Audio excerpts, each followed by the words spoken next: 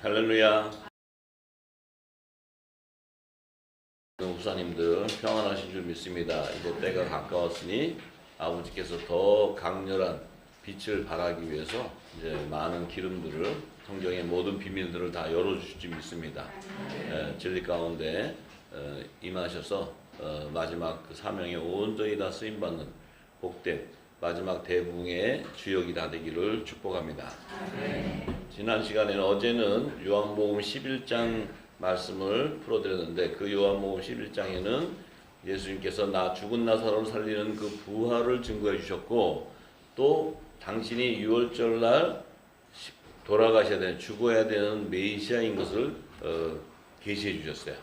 그런데 오늘 요한복음 12장은 사도 요한이 이제 그 예수님 그 독생자 하나님의 독생자가 이 땅에 와서 이제 6월절이 되면은 이 모든 인류의 대속 제물로 오셔서 하나님께 화목 제물로 드려지는 그 제사를 계시해 놓았어요. 왜냐하면 예수님을 이 땅의 율법의 제사장들이 예수님을 제사할 수가 없어요.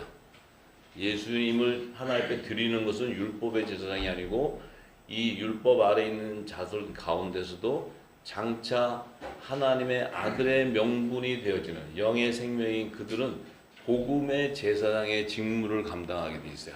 그래서 그 복음의 제사장이 예수님을 제사할 수 있어요. 자, 그 계시가 이제 요한복음 12장에 증거해 놨어요. 그래서 오늘은 요한복음 12장 1절에서 8절의 말씀을 함께 나누기 원합니다. 자, 1절에 보면 6월절 엿새 전에 예수께서 베다니에 이르시니 이곳은 예수께서 죽은 자 가운데서 살리신 나사로에 있는 곳이라.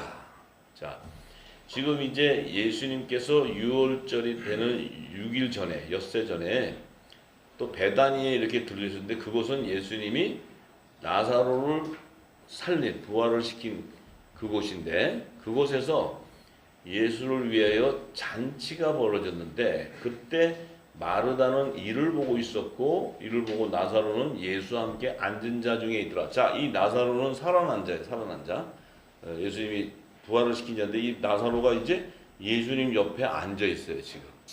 자, 예수님 옆에 앉아 있어요. 그럼 나사로는 지금 예수님과 함께 동행하고 있어요. 얼마 전에는 죽어서 나흘 동안에 시체 냄새가 났었는데 이제 살아서 예수님하고 함께 앉아 있어요. 이때 앉아 있는데 이때 마리아 나사로의 누이 마리아가 지극히 비싼 향유 곧 순전한 나드 한 근을 가져다가 예수님의 발에다 이렇게 붓고 또 자기 머리털로 예수님의 발을 씻으니까 그 향유 냄새가 집에 가득해요. 자, 그런데 제자 중에 하나로서 예수를 잡아줄 가룟 유다가 이제 얘기해. 가룟 유다가 거기 딱 앉아있다가 그 향유를 부으니까 야, 이 향유는 300데나리온이 되는데 이 비싼 향유를 어떻게 그 발에다가 부어서 그렇게 그걸 낭비하느냐. 그걸 팔게 되면 가난한 자에게 줘서 그들을 살릴 수 있는데 왜 그렇게 하느냐 하니까 이렇게 말하는 것은 가룟 유다가 이렇게 말하는 것은 사람들이 볼 때 육적인 사람들은 그렇지 그거를 가난한 자 먹여서 하지 그걸 왜 더러운 발에다 부어가지고 씻어 이제 이렇게 얘기할 수 있는데 그 가룟 유다 안에는 어떤 생각이 있었냐면 하나님의 뜻을 모르니까 가난한 자들을 생각하는 것이 아니고 저는 도적이라는 거예요. 도적. 돈캐를 맡은 거기에 넣는 것을 훔쳐간다는 거예요. 그러니까 그거는 그냥 그거 하는 게 아니고 그걸 팔아가지고 그 헌금통에 넣어야지. 넣으면 자기가 가져야 되는데 그 가져가기 전에 이거 가난한 자를 줘야 된다고 이렇게 얘기해요. 지금 똑같아요. 종교 이 교회는 똑같이 하고 있어요. 똑같이. 자, 그런데 예수께서 가라사대 때 이렇게 얘기하세요. 갑자기 저를 가만두어라. 그가 지금 이렇게 나대양을 부어서 내 발을 씻는 것은 나의 장사할 날을 위하여 일을 두게 하라. 예수님이 장사되는 것을 위해서 지금 그걸 하고 있다는 거예요. 그러니까 예수님을 지금 제사하고 있는 거예요. 제사. 예수님이 돌아가실 것을 알고 미리 하나님 앞에 화목 제물로 바치는 제사를 드리는 거예요. 제사. 십자가에 돌아가실 때는 마귀가 십자가에 죽이지만 예수님은 그 전에 이미 제사를 통해 하나님 앞에 드려지는 거예요. 네? 할렐루야. 자, 그래서 가난한 자들은 항상 너희와 함께 있거니와 나는 항상 있지 아니하리라 이렇게 얘기했어요.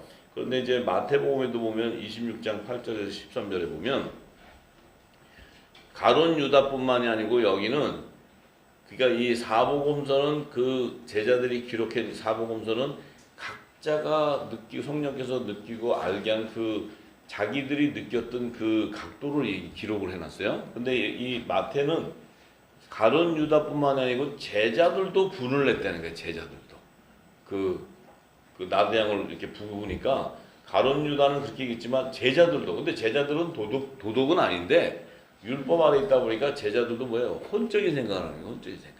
지금 왜 예수님에게 그걸 하는 걸 모르는 거예요. 근데 예수님은 아시고 그냥 내버려둬라. 나의 장사할 날을 위해서 하는 것이다. 이렇게 얘기하는데 제자들도 그걸 왜 예수님 발도 안 씻고 들어오는데 거기다 막 이제 이러는 거예요.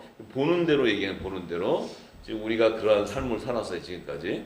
자, 그런데 자, 이것을 이제 무슨 의사로 이걸 하느냐 했더니 이것을 많은 값에 팔아서 가난한 자에게 줄 수 있겠도다. 이렇게 이제 얘기하니까 예수님이 또 이렇게 했어요. 저희에게 했을 때 너희가 어찌하여 이 여자를 괴롭게 하느냐? 왜 괴롭히느냐?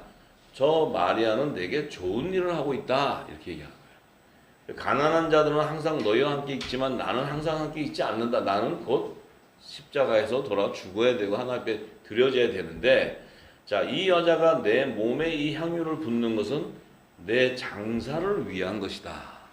내 장사를 위한 것이다. 내가 진실로 너희에게 이르노니 온 천하에 어디서든지 이 복음이 전파되는 곳에는 이 여자의 행한 일도 말하여 저를 기념하라. 이렇게 얘기했어요. 굉장히 중요한 것은 이 땅에 예수님이 오셨을 때 동정녀 마리아에도 필요했고 이 지금 나사로의 누인 마리아도 필요한 거예요. 이 두 여자가 굉장히 중요한 위치예요. 그러니까 세례 요한도 중요한 위치에 있어요. 왜냐하면 예수님을 물로 세례를 줘야 돼. 감히 예수님을 물로 세례를 주는데 이 세례 요한도 하나님이 예비해 놨다 그래요. 예비. 그래서 예수님이 상관하지 말고 네 일을 행하라. 그래서 물로 세례를 주는 거예요. 세례 요한이 아니 제가 어떻게 신들매도 감당 못하는데 어떻게 제가 주님을 물로 세례를 합니까? 그랬더니 네가 네 일에 합당하게 하라는 거예요. 왜 하나님이 너에게 시킨 걸 하라는 거예요. 네가 하지 않으면 내가 성령의 세례를 받지 못하기 때문에. 그래서 이 얘기는 뭐냐면 이 여자, 이 마리아가 없이는 동정녀 마리아가 없이는 예수님이 성육신에서 탄생을 못해요. 근데 이 마리아가 이 나사로의 누인 마리아가 없으면 어떤 걸 못하냐면 예수님을 하나님 앞에 화목제물로 드려지는 제사를 못 드려. 왜냐하면 이 땅의 율법의 제단에서는 이 예수님을 드릴 수가 없어요. 이 땅의 제단은 양 잡아다가 헌물을 갖다가 해서 드리는 거지 예수님을 드릴 수 있는 제단이 아니에요. 그럼 이 여자는 뭐냐? 장차 성령이 거하는 거룩한 성전으로 세워지고 이 여자는 율법을 따르는 제사장이고 복음을 따르는 제사장이라는 거예요. 그래서 이 복음의 제사장이 이 여자가 제사를 드릴 수 있는 거예요. 자, 그래서 우리가 그걸 잘 알아야 돼요. 그래서 이 여자를 너희가 복음을 전할 때 온 천하에 이 여자가 행한 일을 기념하라 이렇게 얘기하는 거예요. 기념하라. 그건 그 얘기는 뭐예요? 왜 기념하라 그래요? 왜? 너희도 이와 같은 제사를 드려야 된다는 거예요. 화목제로 드려져야 된다는 거예요. 너희들도 영적 예배자가 돼야 된다는 거예요. 이제 말씀이 이제 다 나올 거예요. 자, 그러면 그 마리아가 향유를 가지고 그 나들을 가지고 예수님의 발에 부은 이유가 뭐냐? 부은 이유. 왜 예수님을 장사하는데 그 발에다가 붓느냐는 거예요. 이건 뭐예요? 하나님께서 이 땅의 율법의 제단은 헌물로 모세를 통해서 율법의 규례를 따라서 제사를 지내는 법을 가르쳐 줬을 때 이제 어린 양을 갖다가 잡아다가 죽여라. 그러니까 이제 여기는 어린 양을 잡아다 죽였어요. 근데 이 예수님은 하나님의 어린 양이지만 그런 제물이 아니란 말이죠. 이 땅의 제단에서 잡는 제물이 아니고 하나님이 친히 예비하신 제물이기 때문에 이 제물은 아무나 할 수가 없는데 이 제물에다가 발을 씻게 한 것은 이 제물이 바로 유월절에 하나님 앞에 드려지는 향기로운 화목 제물이라는 거예요. 화목 제물. 이분이 하나님이 친히 예비한 하나님의 어린 양 화목 제물이라는 거예요. 그 제물로서 발에다가 기름을 부어요. 그래서 이 여자가 예수님의 발에다가 그 나도를 붓고 나서 자기 머리털로 그의 발을 이렇게 씻긴다는 의미는 이 여자는 아직 오순절 전이기 때문에 율법 아래 있는 여자의 자손이지만 이 여자의 자손 중에 율법의 제단에서 아론의 반차를 쫓는 제사장이 제사를 드리는 것이 아니고 멜기세덱의 반차를 쫓는 복음의 제사장의 직분을 받은 자로서 이 메시아를 장사 지내는 거야. 제사를 지내는 거야. 제사. 자, 그래서 왜 그러면 발에다가 씻게 되냐? 창세기 3장 15절에 하나님께서 이 땅에 구속사의 계시를 얘기할 때 여자와 뱀의 원수로 만들어서 이 뱀의 후손이 여자의 후손의 발꿈치를 상하게 한다 그랬어요. 그러면 이 발꿈치를 상한다는 것은 이 여자의 후손인 메시아, 이 메시아는 반드시 십자가에 달려야 되는 거예요. 뱀을 통해서. 그렇기 때문에 이 발꿈치를 상한다는 말 자체가 이 발에다가 그 나대향을 담는다는 것은 이분이 바로 여자의 후손으로 오는 메시아라는 거예요. 메시아를 증거해 주는 메시아. 이 지금 메시아. 그런데 왜 머리털로 자기 머리털로 하냐면 이 머리털이라는 건 뭐예요? 수건을 쓴 것을 얘기해요. 모세가 수건을 썼듯이 우리가 고린도전서 11장 3절 4절 보면은 여자가 수건을 쓰든지 머리를 기르든지 그 얘기하죠. 여기 보면은 이제 11장 3절 10절에 보면 남자의 머리는 그리스도요 여자의 머리는 남자요 그리스도의 머리는 하나님인데 무릇 남자로서 머리에 무엇을 쓰고 기도나 예언을 하는 자는 그 머리를 욕되게 한다 그랬어요. 그죠? 그러면 이 복음의 아들들이 수건을 쓴다든지 머리를 길렀다는 것은 율법 아래 있다는 게 가려져 있다는 거예요.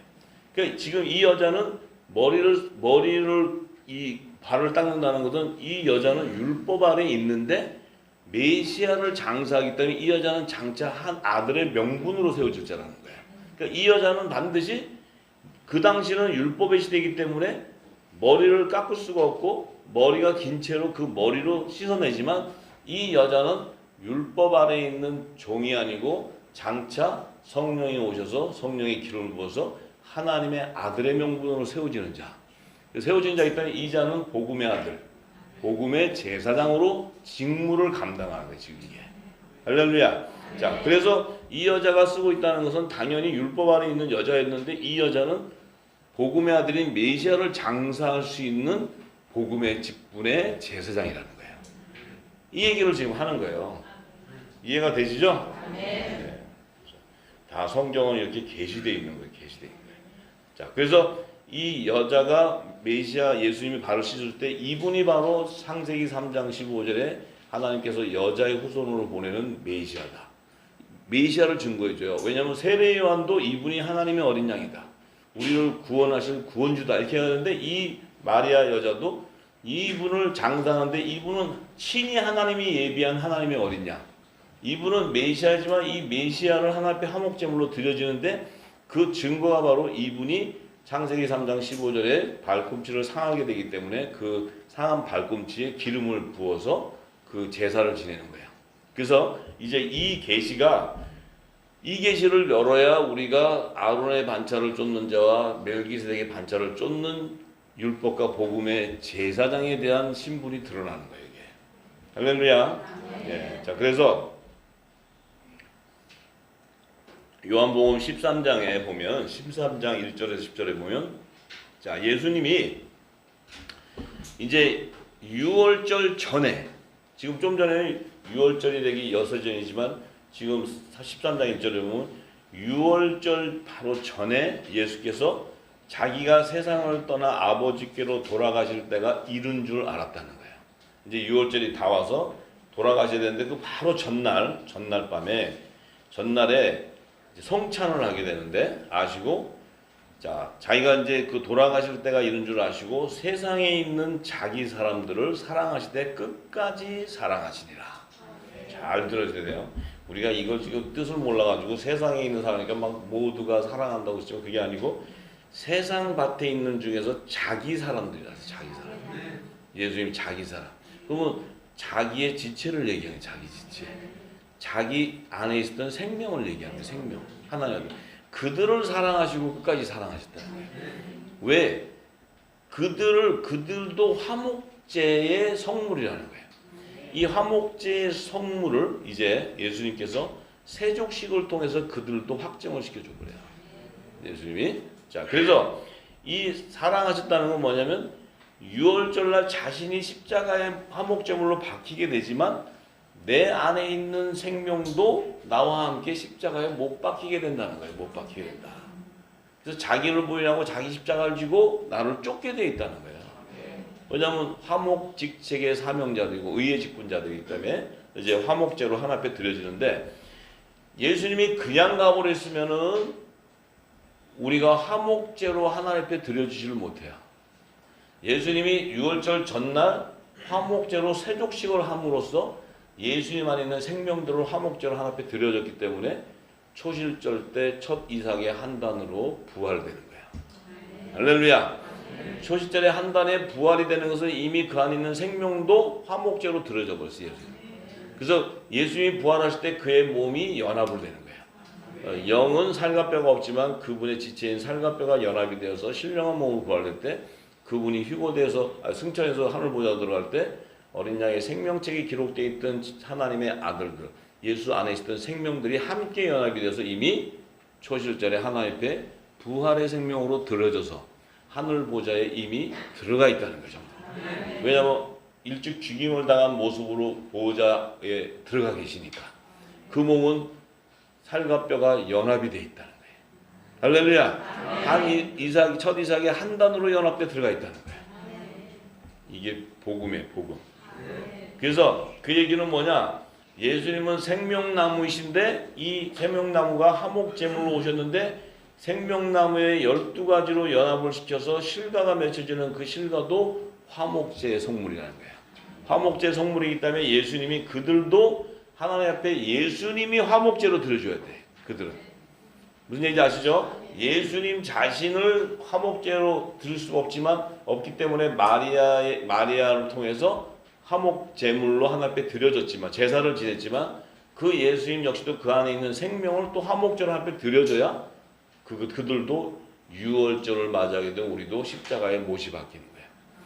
그것은 우리에게도 2000년 후에 성령이 늦은 비에 성령이 오셔서 우리에게 이 말씀이 인친다는 것은 우리 역시도 예수님과 함께 십자가에 못이 박혀버려요. 할렐루야. 박히고 절기를 지나가야 되는 거예요. 절기를 따라 우리도 과실을 맺게 되는 거예요. 할렐루야. 네, 그래서 자 2절에 마귀가 벌써 시몬의 아들 가룟 유다의 마음에 예수를 팔려는 생각을 넣었더니 자 이제 예수님이 유월절 전날 성찬식을 딱 하려고 하니까 가룟 유다가 이제 이 메시아를 죽일 때가 왔구나. 마귀가 딱 생각을 넣죠. 이제 유월절이 하나님의 정한 때가 왔기 때문에 네가 움직여야 된다 얘기하는 거예요. 그러니까 마귀도 뭐예요? 아버지의 절기를 따라 움직이는 거예요. 마귀들도. 때를 따라 움직이는 거예요. 그래서 예수님을 가룟 유다가 함께 있었지만 언제든지 죽일 수가 있고 팔 수도 있었지만 유월절이 되기 전날까지는 사단을 통해 가룟 유다에게 생각을 안 넣어줘요. 누가 안 넣어줘요? 하나님이. 빛도 창조하시고 어둠도 창조하시는 아버지께서 빛과 어둠을 다 사용하시는 거예요. 전부 다. 그러니까 가룟 유다가 자기가 아무리 예수를 팔려고 해도 사단이 마음을 생각을 안 넣어주면 팔 수가 없어요. 우리를 사단이 아무리 마지막 때 우리를 팔려고 해도 팔리지가 않아. 하나님이 허락을 하지 않았기 때문에. 이게 하나님의 은혜입니다. 하나님의 은혜. 예. 자, 그래서 이제 마귀가 생각을 넣어줬더니 저녁 먹는 중에 예수님이 아버지께서 모든 것을 자기 손에 맡기신 것과 또 자기가 하나님께로부터 오셨다가 하나님께로 돌아가실 것을 아시고 자 이제 뭐예요? 모든 것을 자기 손에 맡겼다는 것은 하나님께 뜻이 뭐예요? 자기에게 허락한 자들을 다 마지막 날에 부활시켜라 그랬어요. 부활. 살리라 그랬어요. 그것을 맡겼는데 예수님이 이제 자신이 오셨다가 이제 아버지께로 부활의 첫 열매로 돌아가야 돼. 부활의 생명으로 가야 돼. 가기 전에 자기에게 맡긴 자들을 부활 생명으로 만들어야 돼요. 하나님 앞에 드려야 된단 말이에요. 이게 드려야 돼. 자, 그래야지 생명나무의 완성이 일어난단 말이죠. 자, 그런데 그때 예수님이 이제 딱 그걸 아시고 저녁을 잡수시던 자리에 일어나서 예수님이 겉옷을 이렇게 벗으시고 수건을 가져다가 허리에다 이렇게 두시고 허리에다 두시고 대야에 물을 담아 제자들의 발을 씻기시고 그 두르신 수건으로 씻기를 시작한다. 자, 예수님이 이제 이 겉옷을 이렇게 벗고 수건을 가져다가 허리에 둘렀다는 건 제사장의 예표예요. 제사장 예표. 제사장 첫 아담도 무화과 잎으로 치마를 만들어 입었듯이 예수님도 수건으로 허리를 이렇게 둘렀어요. 자, 허리를 둘렀어요. 왜냐면은 자, 이 수건으로 돌렸는데 이 수건을 통해서 이제 예수님이 제사장, 복음의 대제사장의 직무예요. 직무로 보여주는데 예수님이 어떻게 얘기하셨냐? 대야에다가 물을 담아가지고 제자들의 발을 씻어요. 예수님이 대야에 물을 담았다는 것은 생명수를 얘기해요. 생명수. 복음의 말씀. 말씀으로 제자들의 발을 씻어주는 거예요. 발을 씻어주고 들으신 다음에 수건으로 씻어주는 거예요. 수건으로 씻는다는 건 뭐예요? 율법을 복음으로 완성시켜, 복음으로 율법을 벗겨져 버리는 거예요. 전부 다. 할렐루야. 네. 율법을 복음으로 완성시켜주는 계시예요.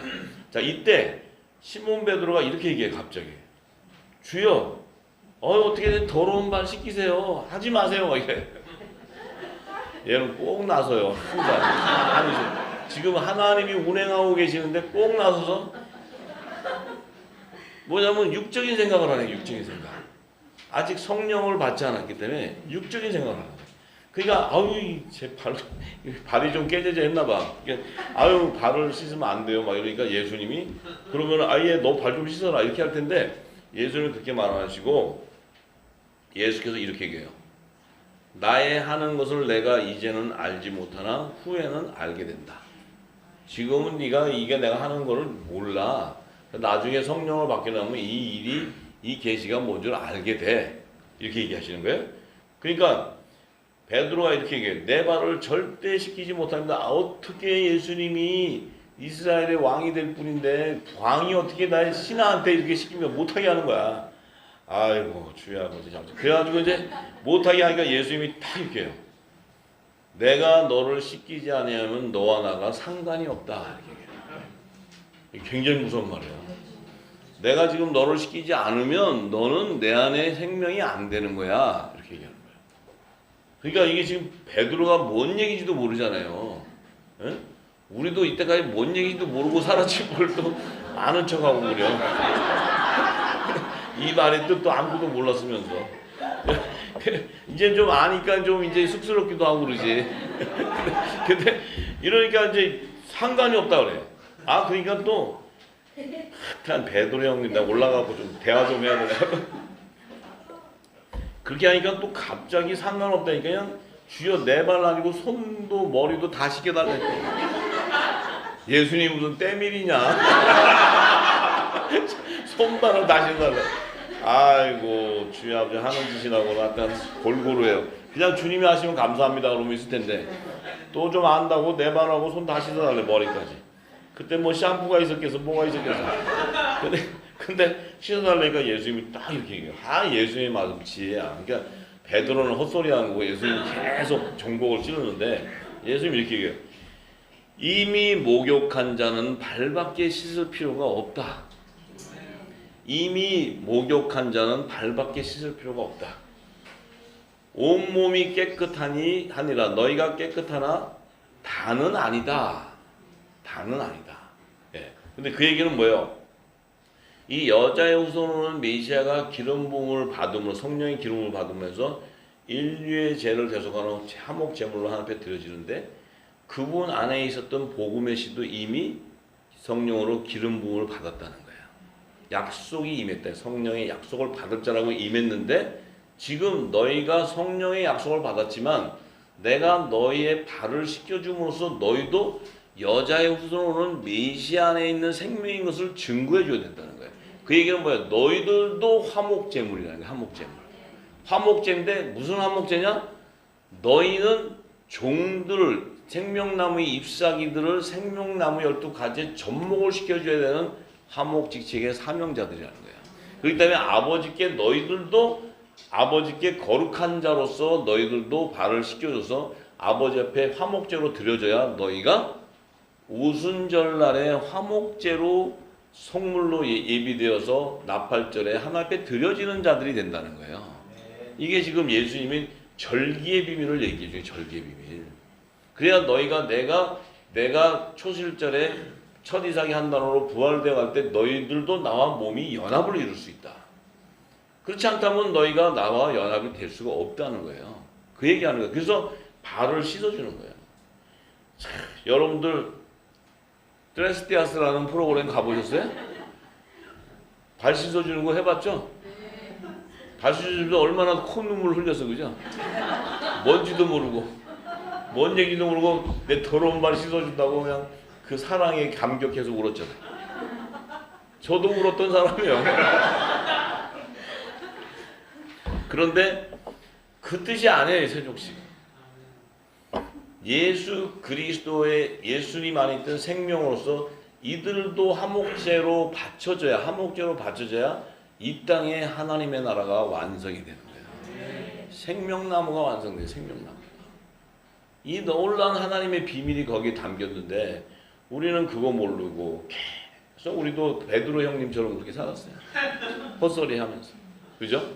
자, 그래서 왜 화목제로 드렸냐? 그들에게는 반드시 하늘의 대사의 권세가 임해야 되고 예수 그리스도의 권세가 임해서 내가 이 땅에 지금 전했던 모든 하나님 나라의 복음을 이 땅에 비유로 던져주고 하면 너희들은 성령의 기름을 받아서 그 비유를 풀어줘야 된다는 거야.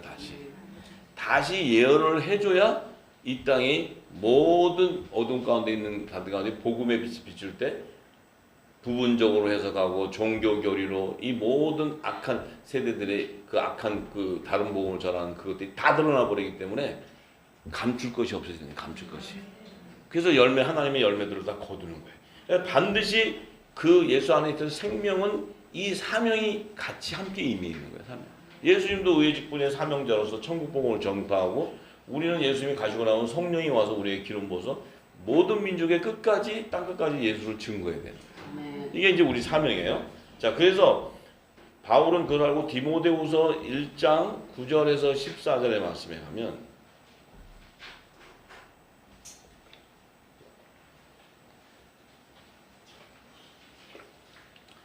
자, 하나님이 우리를 구원하사 거룩하신 부르심으로 부르심은 우리의 행위대로 하심이 아니요 오직 자기의 뜻과 영원한 때 전부터 그리스도 예수 안에서 우리에게 주신 은혜대로 하심이라. 자, 우리를 거룩하다 부르신 구원하시고 거룩하다고 부르신 것은 우리의 행위대가 아니고 이미 하나님의 뜻과 창세 전부터 예수님 안에서 우리에게 그 은혜대로 주신 사명이라는 거예요. 사명. 야, 이거 놀라운 거예요. 놀라운. 예수님도 한목지책의 사명이지만 우리도 한목지책의 사명이래요.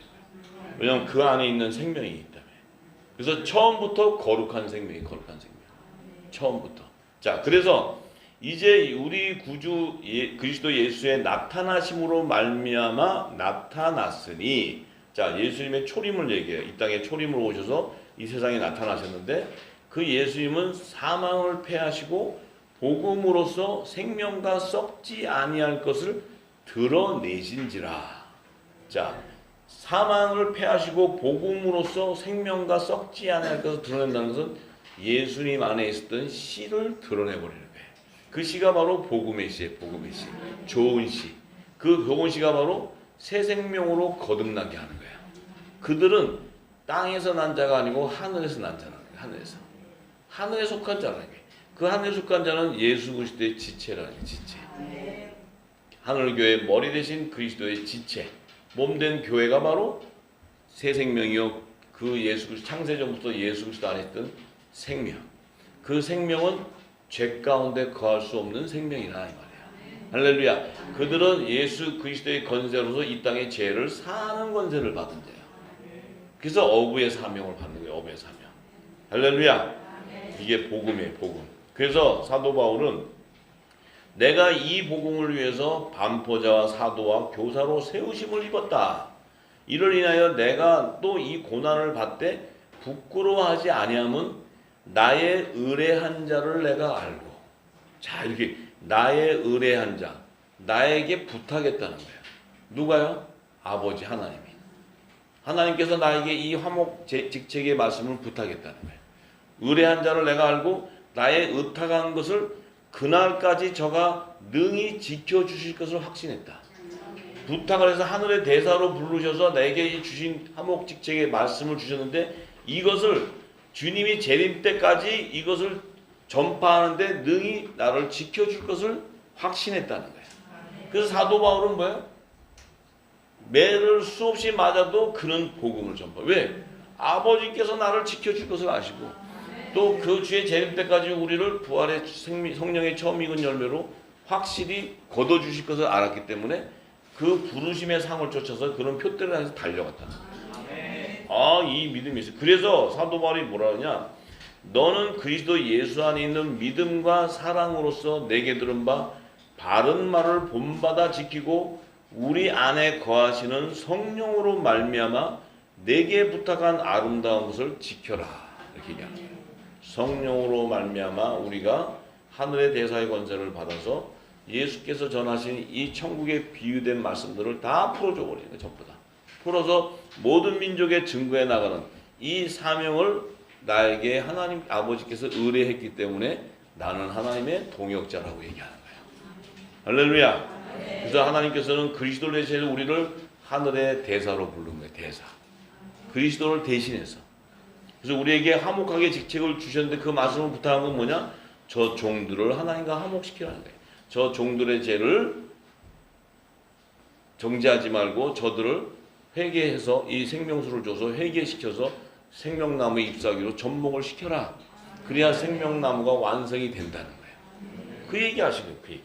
그러니까 우리도 뭐예요? 화목직책의 사명자라는 거예요. 화목직의 사명자. 할렐루야. 자, 그래서 이거 갈 길이 먼데 시간은 저렇게 빨리 가네. 빨리빨리 얘기할 테니까 빨리빨리 들으세요. 정신을 바짝 차리고. 자, 아이고 주여 아버지. 이렇게 해도 할 말이 많은데. 자, 그러면 마리아가 지금 예수님의 그 발에다가 향유를 붓고 이 제사를 드렸던 것은 마리아는 뭐예요? 지금 이 향기로운 화제로 메시아를 하나님께 장사드리는 제사인데 이 제사를 드리는 율법의 제단에 있는 아론의 반차를 쫓는 율법의 제사장이 직무가 아니라는 거야. 마리아는 장차 율법 아래서 거듭나서 의회왕 멜기세덱의 반차를 쫓는 복음의 제사장의 직무를 계시해주고 있는 거야. 이 제사가. 할렐루야. 자, 그래서 절대 이 땅에 제단에 주님이 들어가지도 않아요. 들어가서 거기에서 사역을 하는 것도 아니고 그곳에서 그분이 제단에서 어린 양으로 잡아가지고 하나님의 제물로 바쳐지는 게 아니에요. 왜? 그 율법의 제단은 나중에 다 귀신의 초소가 돼버리기 때문에 음녀의 제단으로 이미 그곳에서는 법궤가 없단 말이에요. 하나님 법궤가. 말씀이 없단 말이에요. 말씀이 없고 모든 것이 다 종교 행위로 그 제단을 꾸려간단 말이에요. 그러니까 그들은 하나님을 섬긴다고 입에 얘기하죠. 그 안에는 만몬신을 동시에 섬기는 거예요. 할렐루야. 네, 그걸 잘 알아야 돼. 그래서 사도 바울은 얘기하잖아요. 로마서 15장 16절에 이 은혜는 바로 곧 나로 이방인을 위하여 예수 그리스도의 일꾼이 되어 하나님의 복음의 제사장의 직무를 하게 하사. 사도 바울 역시도 하나님의 복음의 제사장의 직무를 했다는 거예요. 근데 이 제사장의 직무는 뭐냐면 제단에 가서 하는 것이 아니고 사도 바울은 누구예요? 성령이 거하는 성전이에요. 성전. 이 성전에서 제사를 하는 거예요. 이건 뭐예요? 영적인 예배자라는 게 영적 예배자. 무슨 얘기 아시죠? 영적인 예배자라는 게 영적인 예배자. 네? 그 영적인 예배자는 뭐예요? 그 영적인 예배를 드리는 것은 자기의 몸이 어떻게 돼요? 거룩한 산제사로 드려야 돼요. 거룩한 산제사. 하나님이 흠양하는 향기로운 제사, 화목제로 드려져야 돼. 그래야 하나님이 받으셔. 근데 그 제물 안에는 뭐가 있냐면 성령의 향기가 기름이 있는 거예요. 그 기름이 왜 담아졌냐? 하나님의 뜻을 알고 모든 하늘의 비밀을 선포해 나가기 때문에 하나님의 나라를 완성하는 하나님 나라와 그의 의를 선포해 나가기 때문에 하나님이 내 마음에 합한 예배자들이고 나는 영이기 때문에 신령과 진정으로 예배하는 자를 찾는데 그들과 합해지고 그들의 예배를 흠양한다는 거예요. 이게 복음의 제사장의 직무예요. 할렐루야. 예, 그러면 그들을 통해서 뭘 알아요? 그들을 통해서 알 수 있는 건 뭐냐? 그들이 그렇게 해 나갈 때 하나님의 선과 악을 분별하기 때문에 의인의 길에 서게 되는 거야. 우리 스스로 하나님의 뜻을 알고 갈 수 있는 능력이 없어요. 오직 성령께서 인도를 해주셔야 갈 수 있는 거예요, 우리가. 왜냐하면 그 성령은 예수 그리스도께서 이 땅에 와서 하나님 나라의 비밀, 창세전에 감춘 모든 비밀을 비유로 말씀하실 때 그 비유를 얘기할 때는 우리가 알아들을 수가 없었는데 성령이 와서 그 비유로 한 말씀들을 풀어 제껴 준다는 거예요. 다 풀어서 하늘의 비밀을 열어줘 버려요. 그렇기 때문에 알 수 있는 거예요. 알 수 있어요. 그래서 쫓아갈 수 있는 거예요. 쫓아갈 수 있어요. 할렐루야. 자, 그래서 우리가 사도 바울은 이제 그 예수 그리스도의 제물은 즉 제물은 하나님께서 친히 하늘에서 예비했기 때문에 이제 복음의 제사장들이 드리는 그 제사장이 그 제물을 들여서 하는 것은 1년에 한 번씩 아무리 드려도 구원을 이룰 수가 없다는 거예요. 구원을.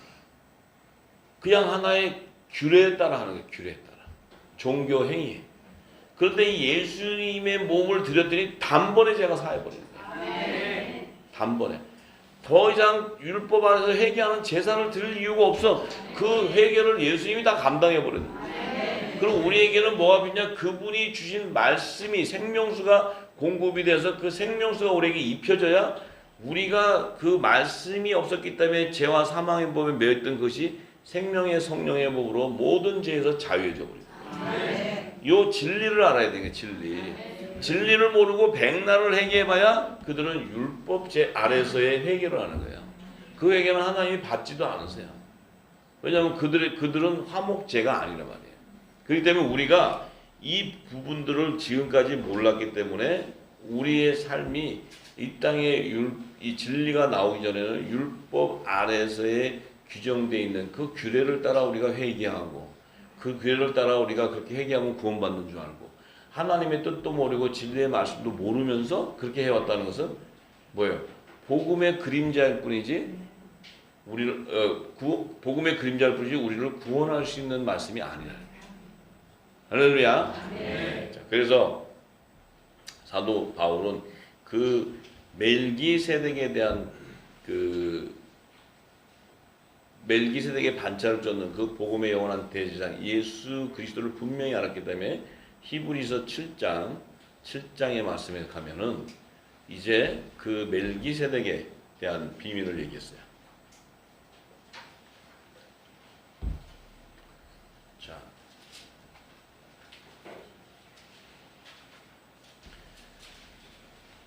조금 이제 이해가 되세요? 네. 지금 이제 그 마리아가 예수의 발로 향유로 갖고 예수의 발을 머리털로 씻었던 그것은 바로 아론의 반차를 쫓는 율법의 제사장의 직무가 아니고 장차 의왕 멜기세덱의 반차를 쫓는 복음의 제사장의 직무였다는 거야. 그걸 계시해 준 거야. 아직 성령이 오기도. 왜? 그들이 예수님을 장사할 수 있다는 거야. 우리가 하나님 앞에 영적 예배를 드릴 수 있는 것은 우리 몸이 거룩한 산제사로 드려지는 그런 육적인 몸이 벗겨진 그리스도의 할례가 임한 자만이 그 영적 예배에 참석할 수 있어요. 참여할 수 있어요. 아무나 할 수 있는 게 아니에요. 받으시지도 않아요. 하나님 뜻도 모르고 주여 랄랄라 100번 해도 아무래도 하나님은 랄랄라가 뭐냐 허벌나게냐 뭐 이러고 하나님 허벌나게냐 랄랄라가 비슷하다 뭐 이래요. 쟤 뭔 얘기하냐? 그래요 하나님이. 그러니까 우리가 너무나 어린아이 같은 그 신앙생활을 했다는 거예요. 100번 해보세요 랄랄라. 또 하나님은 아무 생각이 없어요. 왜냐하면 내게 유익이 하나도 없어요. 하나님을 아는 지혜와 지식이 하나도 없다. 그럼 뭐 그게 뭐야 그게? 아이고 주야. 이제 랄랄라 그만하세요. 자 그러면 이제 7장에 보면 7장 1절에 이 멜기세덱은 살레망이요 지극히 높으신 하나님의 제사장이라. 여러 임금을 쳐서 죽이고 돌아오는 아브라함을 만나 복을 빈 자라. 자, 이게 창세기 14장 18절에서 20절에 보면 나와요. 이제 이 아브라함에게 예수님이 먼저 오셨어요. 예수님이 먼저 오셔서 율법도 제정되기 전에 믿음의 조상 아브라함을 택했을 때 살렘 왕 멜기세덱으로 예수님이 오셔서 아브라함에게 성찬식을 했어요. 네? 떡과 포도주로 성찬식을 했어요. 해서 아브라함의 자손 가운데 10분의 1을 취하기로 아브라함이 드렸어요. 그래서 이 멜기세덱은 아브라함의 믿음의 조상이지만 이 멜기세덱은 아브라함보다 높은 지위이기 때문에 아브라함이 거기에 축복을 받고 기도를 받게 돼 있는 거예요. 자, 그래서 예수님은 성경에 보면 수시로 왔다 갔다 하셨어요. 그런데 성자 하나님으로 당신이 초림에 와야 되는 그 시간대는 반드시 성령으로 잉태해서 오셔야 돼. 그러니까 하나님의 능력은 능치 못함이 없어요. 어떤 일도 하나님은 다 이룰 수 있어요. 예수님은 창세전부터 말씀으로 만물을 다 지으시니고 만물 가운데서도 으뜸인 분인데 그분이 이루지 못할 일이 뭐가 있다. 네. 우리가 보는 눈이 영적인 눈이 안 열렸기 때문에 그 단편적인 그 글을 갖고 하나님을 그 크신 하나님의 영광을 그걸 어떻게 알 수 있냐. 자, 그런데 아브라함이 일체 10분의 1을 그에게 멜기세덱 살렘왕 멜기세덱 줬는데 그 이름을 번역한즉 의왕 살렘왕 평강왕이다. 근데 이 의왕 평강왕 이 멜기세덱은 아비도 없고 어미도 없대. 예수님이 아비가 있어요 없어요? 어미가 있어요 없어요? 예수님은 하나님이세요. 하나님. 성부와 성자와 삼위일체 하나님이에요. 하나님. 그러니까 예수님을 낳아주는 사람이 누가 있어요? 예수님 어머니 있어 없어요? 어머니 하나님이 있다는 거야 또. 여기 어머니 하나님 믿는 분 뒷문 열고 다 나와. 그러니까 이게 정말 너무 무식해도 너무 무식해요. 그래서 이 예수님은 족보도 없어요. 족보. 예수님을 누가 낳은 사람이 있어요. 낳아주는 분이 있어야 족보가 있지. 예수님 자체는 영원전부터 계셨던 분, 말씀이 계셨던 분인데 무슨 족보가 있어요. 그래서 자, 시작하는 날도 없고 생명의 끝도 없고 하나님의 아들과 방불하여 항상 제사장으로 있느라. 예수님은 시작한 날도 없고 그것도 알파 오메가 영원전부터 항상 계신 거예요. 영원전부터. 네, 그런 분이에요. 그런데 자, 이 사람이 어떻게 높은 것을 생각하라. 조상 아브라함이 노량물 중에 좋은 것으로 10분의 1을 저에게 줬는데 자, 아브라함보다 높다는 거예요. 왜냐하면 그에게 바쳤으니까. 자, 그런데 레위의 아들들, 이 레위는 이 땅의 율법의 제사장이에요. 제사장 뭘 레위?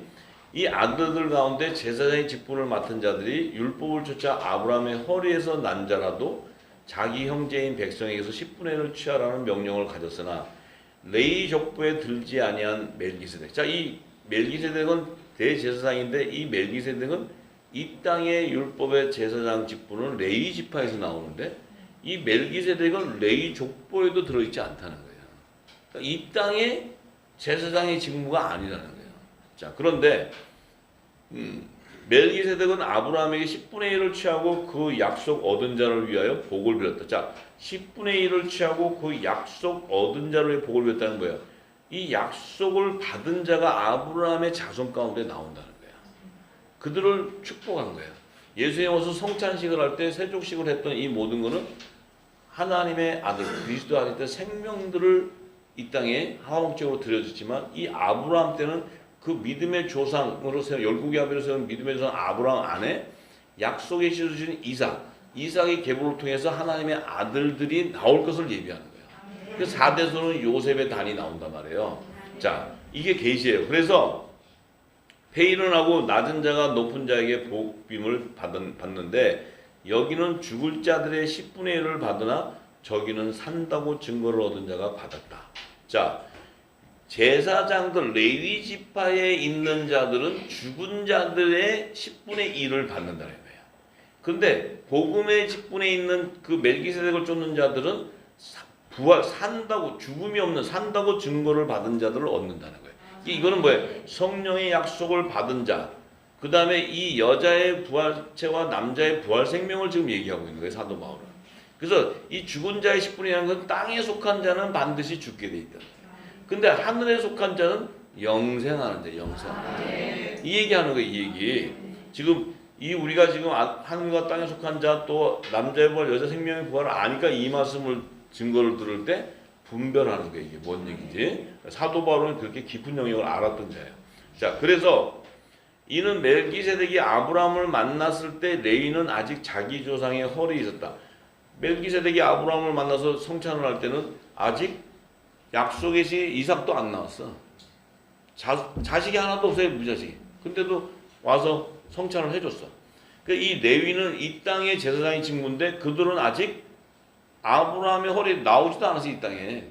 나오지도 않았어요. 자, 그런데 레위 계통의 제사 직분으로 말미암아 온전함을 얻을 수 있었다면, 자, 이 땅의 레위 지파에서 나오는 제사장 직무, 율법의 제사장 직무를 통해서 온전함을 얻었다면, 어찌하여 아론의 반차를 쫓지 않고 멜기세덱의 반차를 쫓는 별다른 한 제사장을 세울 필요가 있느냐?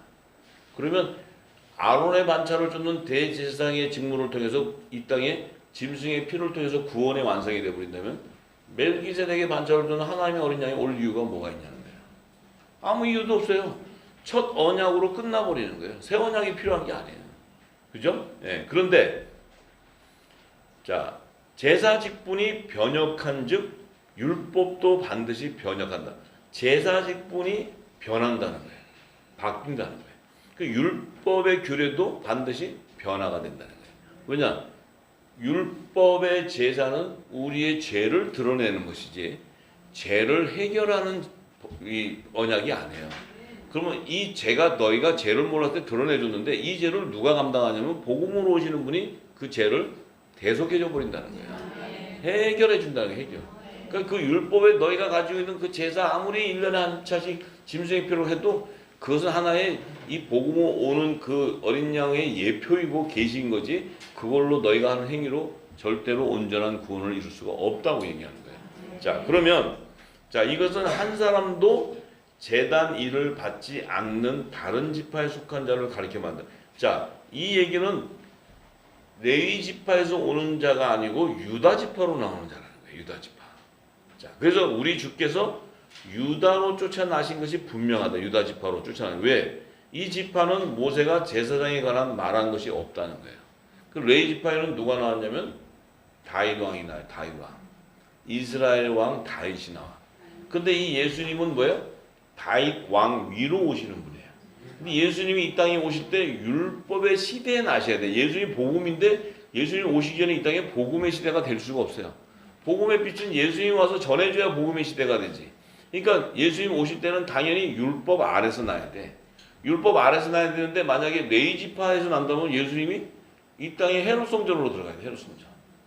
이 땅에 제사장으로 들어가야 돼. 아론의 반차를 쫓아가야 돼. 근데 예수님은 유다 지파가 아니고 레위 지파가 아니고 유다 지파는 뭐냐면 다윗 왕 위로 와서 그 오지만은 그분은 유다 지파의 혈통으로 오는 것이 아니고 동정녀 마리아를 통해서 성령으로 잉태되어 오는 거예요. 성령으로. 그러니까 유다 지파의 피가 섞이는 게 아니에요. 이 예수님은. 그러면 예수님이 왜 왕위로 와야 되냐면 유다 제사장 나라의 조상 야곱 집의 왕노릇하러 오시는 거예요. 왕노릇.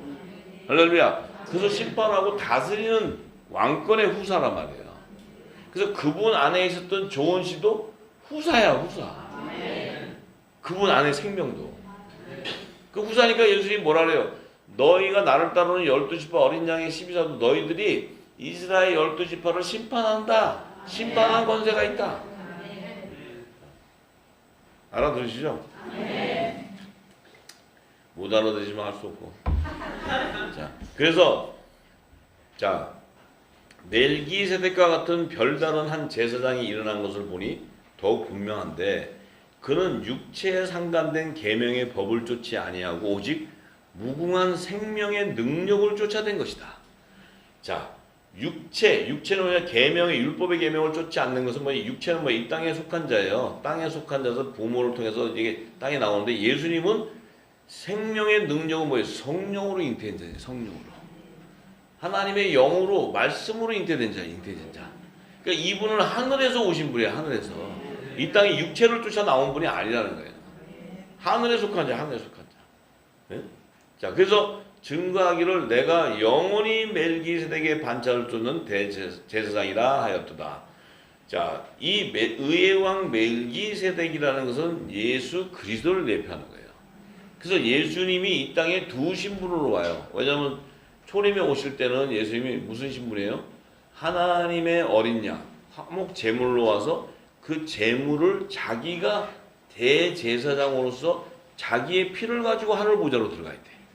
근데 그 자기의 피를 아버지 제가 올라가기가 힘드니까 그냥 헤롯 제단에다가 제 피를 넣고 갈게요. 이렇게 할 수 있는 게 아니잖아. 주님이 하나님 보좌에 가려면은 그분이 부활을 해야 갖고 갈 수 있어요.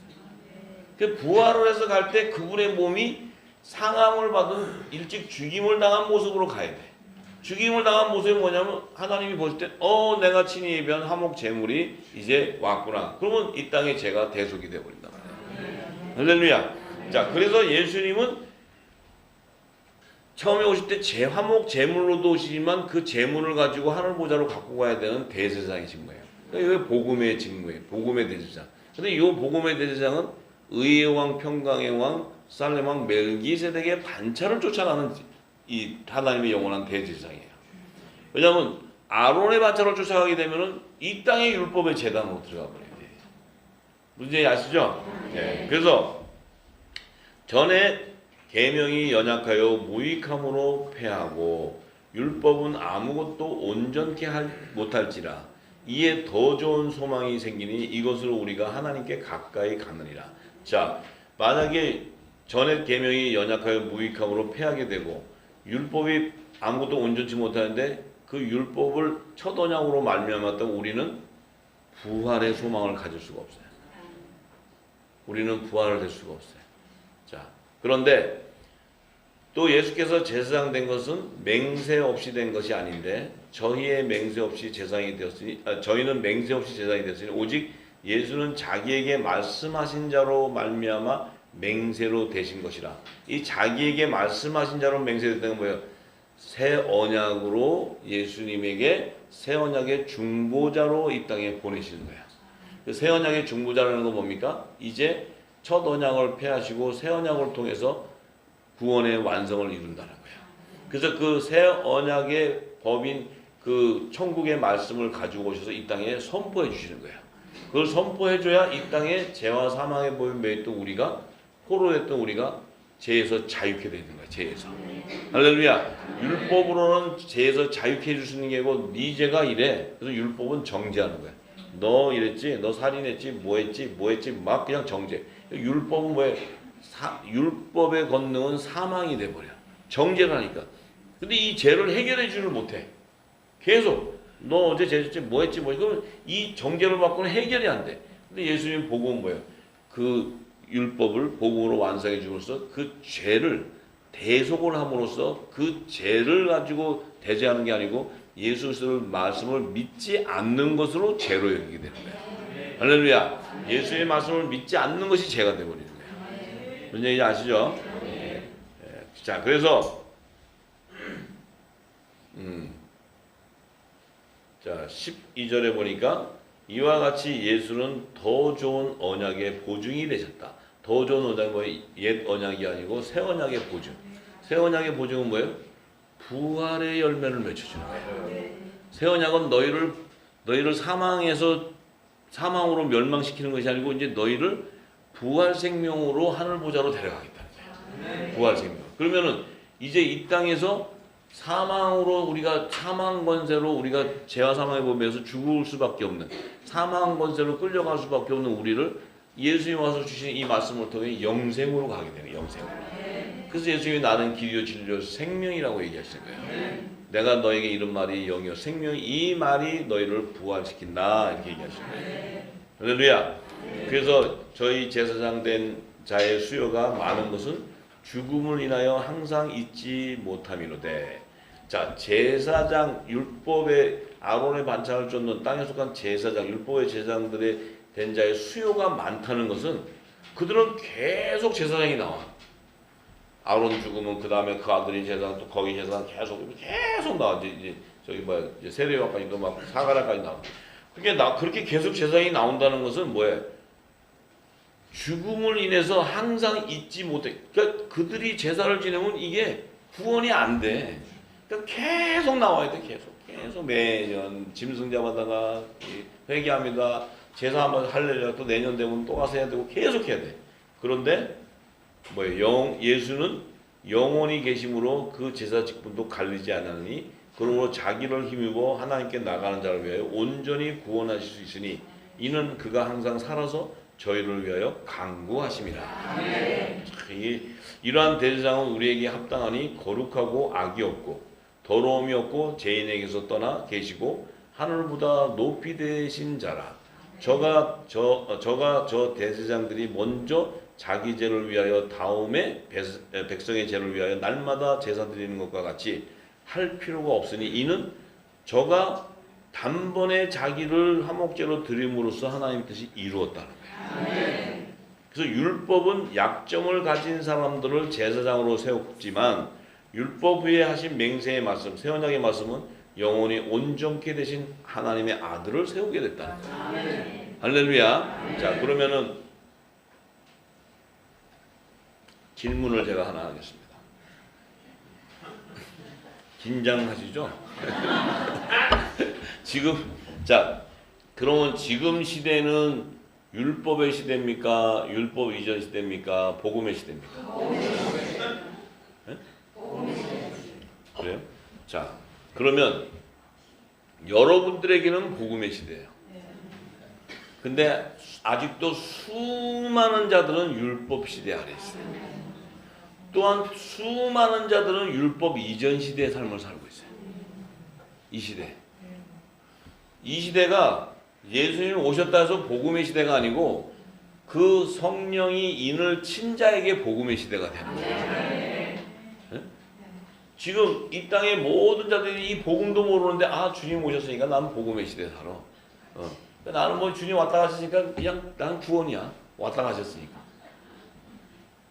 천만의 말씀이에요. 천만의 말씀. 그러니까 우리가 복음의 시대에 산다는 그 의미는 우리에게 성령이 인을 쳐줘서 복음의 제사장의 직무에 예배를 드리고 있다는 거예요. 이게 영적 예배죠. 영적 예배. 그럼 그들에게는 영적 예배가 왜 필요하냐면 네 자신이 거룩한 산제사로 드리기 때문에 네 자신이 하나님이 받는 부활의 생명이 된다는 거예요. 그래서 성령이 처음 익은 열매로 하나님 앞에 드려지게 된다는 거예요. 이게 은혜고 이게 복이라는 거예요. 이게 새 언약의 말씀이 저와 여러분에게 임해 있다는 거예요. 그런데 지금 이 땅에 종교 행위를 하는 이 땅의 교회는 제단과 유대인과 이방인 교회는 어떻습니까? 그들은 지금 복음의 시대가 아니에요. 복음의 시대라고 자칭하는 거지. 예수 그리스도의 이 새 언약의 말씀을 모르는데 어떻게 복음의 시대가 되냐. 성령이 뭔지도 모르고 죄가 뭔지도 모르고 구원이 뭔지도 모르고 우리의 정체성이 뭔지도 모르고 하나님 나라를 완성하는 새하늘과 새 땅의 비밀도 모르고 천지를 창조하고 우리를 창조한 그 영광원의 생명에 대한 정체성도 모르고 죄의 근원이 뭔지도 모르고 우리의 근원이 어딘지도 모르고 아는 것이 하나도 없어요. 그런데 복음의 직무의 예배를 드릴 수 있다? 영적 예배를 회복할 수 있다? 만약에 그들이 영적 예배가 회복된다면 우리는 예배할 필요가 없어요. 다 각자 유치원 학교 교회를 다 가셔서 거기서 얘기하는 대로 따라다니면 다 구원받아요. 그런데 성경은 분명하게 말씀하고 있어요. 성경은 율법의 행위로 구원을 받는 것이 아니고 그리스도의 말씀을 들음으로써 믿음의 열매가 생김으로써 네가 부활의 생명이 되는 거야. 그러면 결론적인 것은 그리스도의 진리의 말씀이 성령이 오셔야지만 알려주는데 그 성령이 오지 않아서 우리에게 진리의 말씀을 들을 수 없다면 그것이 죄 가운데 거하는 생명이 되는 거야. 내가 막 주여 어제 잘못했으니까 회개합니다. 오늘 또 알고 또 열받아가지고 했습니다. 이래갖고 회개해서 하는 게 아니고 그 진리 가운데 거하지 못함으로써 내가 죄와 사망의 법에 매어서 패망하게 되는 거야. 이제 생명의 성령의 복으로 우리가 주께로 오기 위해서는 반드시 내가 길이요 진리요 생명이라고 말씀하신 그리스도의 말씀, 내가 너에게 이런 말이 영이요 생명이라는 그 생명수가 내게 부어지지 않는다면 우리는 결코 하늘 보좌로 올라갈 수 없다는 거예요. 할렐루야. 우리 하나님께 영광을 받습니다.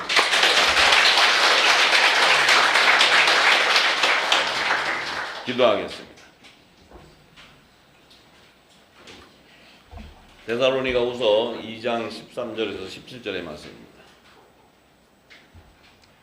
주의 사랑하시는 형제들아, 우리가 항상 너희를 위하여 마땅히 하나님께 감사할 것은 하나님이 처음부터 너희를 택하사 성령의 거룩하게 하심과 진리를 믿음으로 구원을 얻게 하심이니, 이를 위하여 우리 복음으로 너희를 부르사 우리 주 예수 그리스도의 영광을 얻게 하려 하심이니라. 이러므로 형제들아, 굳게 서서 말로나 우리 편지로 가르침을 받은 유전을 지키라. 우리 주 예수 그리스도와 우리를 사랑하시고 영원한 위로와 좋은 소망을 은혜로 주신 하나님 우리 아버지께서 너희 마음을 위로하시고 모든 선한 일과 말에 굳게 하시기를 원하노라. 아멘. 하나님께서 처음부터 우리를 택하셨다는 거예요. 택하셔서 우리를 성령에 거룩하게 하셨다는 거예요. 진리의 성령이 오셔서 우리에게 믿음으로 구원을 얻게 하셨다는 거예요. 이것은 처음부터 우리를 택하셨기 때문에 택한 자에게 진리의 성령이 오고, 그 진리의 성령이 오셔서 우리를 예수께서 전하신 진리의 말씀을 통해 믿음의 열매로 구원을 얻게 된다는 거예요. 할렐루야. 그 믿음의 열매의 결정점은 바로 우리의 생명이 부활이 되는 거예요. 부활. 그 믿음 없이는 부활이 될 수가 없어요. 할렐루야. 참으로 하나님께 감사를 드립니다. 아버지 하나님, 저에게 이 마지막 때 영원한 복음을 허락하시고 이 성경의 모든 하나님 나라를 완성하는 비밀, 더군다나 생명나무로 오신 예수님의 초림과 재림을 우리의 심령 안에 그 생명나무의 연합을 이루는 그 열매들을 알게 하시고, 그 열매들이 실체가 바로 믿음의 열매요, 그들이 바로 여자와 남자의 부활 생명으로 하늘 보좌로 들어가는 그 비밀을 알게 하셨사오니, 아버지 하나님, 이제 이 땅의 늦은 비로 이 온 열방에 이 모든 육체에 이 늦은 비를 부어주실 때 하나님께서 이미 택한 그 생명들, 그들을 아버지 온전히 부활할 수 있는 영광을 허락하시고 믿음을 허락하여 주옵소서.